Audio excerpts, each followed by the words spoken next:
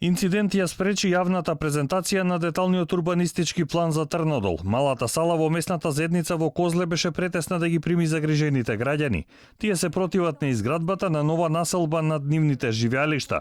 Според нив, маркичките за градба се над каналот во кој се слеваат водите од планината и зградите би го спречиле протокот на вода. Според жителите, овие згради представуваат закана и за безбедноста поради опасност од лизгање на земјиштето.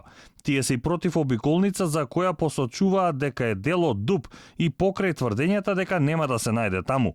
Мештаните велат дека нивните барања не се прифатени. Бараат да се прогласи и мораториум за градење. Еден дел од најгорната улица е припоен кон населбата Жданец, преку овој дол што е длабок 30 метра, а шпанското село, што се наоѓа од другата страна на долот, се припојува кон оваа населба со цел да се изврши инженеринг со бројот на жители на 1 хектар.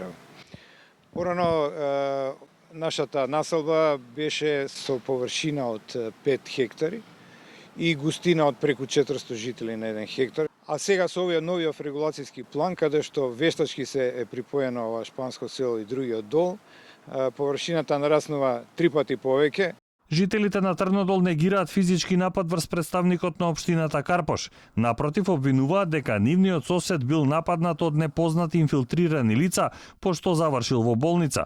Едноставно беа таму за да направат пречка и конечно успеава еден од нив успеа да испровоцира тепачка, односно удри еден од нашите комши, од жителите од Трнодол, а не како што се представува дека ние сме биле тие што сме удриле. Спротивно на ваквите тврдења, градоначалникот на Карпош Стефан Богоев тврди дека бил физички нападнат правникот од општината.